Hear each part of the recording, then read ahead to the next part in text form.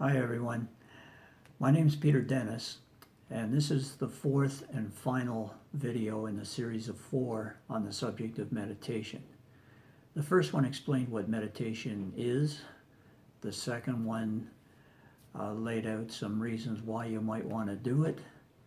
The third one told you how to do it, and now this one offers some sort of finer points about meditation, things that will help you make your meditation practice work really well. So I'm just going to name them one after the other. Here we go.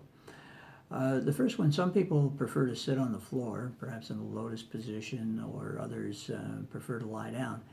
Either can be fine, but sitting on the floor, just make sure your spinal column is straight. That's important. And if you're lying down, of course, you sometimes run the risk, especially if you're sleep deprived, of just falling asleep.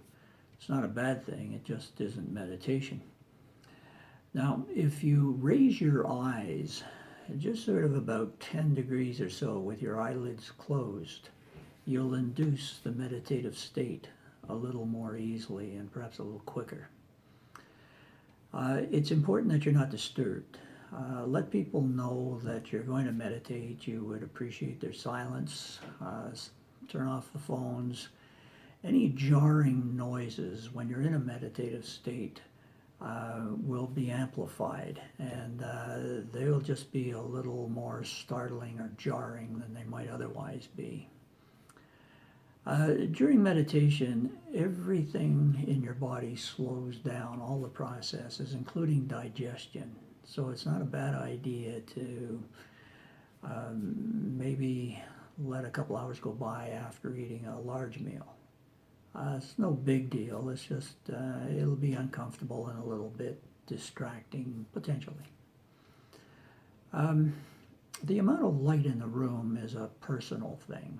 I would suggest you experiment a little bit and find the level you like. Most people like the lights dimmed a little bit, and if that's your preference, by all means do it. I prefer to sit on a fairly firm-backed chair or sofa, and I guess you can get chairs that are just a little too cushy, and that compromises the straightness that you would like to get in your spinal column. You may find too when you're meditating, at least in the early stages, that you haven't got quite the right balance for your head, and it may tend to fall forward or fall back. And all you need to do really is just adjust your body accordingly, and with a little experimentation, you'll strike the right balance, and very quickly you'll get used to doing it so that that's no longer a problem. Now, sometimes in meditation you'll see visuals. It's fairly common to see color, and you might see it in waves, you might see it in sort of a kaleidoscopic pattern. It comes in different forms, and that's normal. It's indicative that you're in an alpha state. But sometimes you will get little scenarios, dreamlike scenarios, and this can be because you're so relaxed you drop into the level of brainwave activity that we call theta, and that's maybe 4 to 8 beats per second, as you would see it on the electroencephalograph.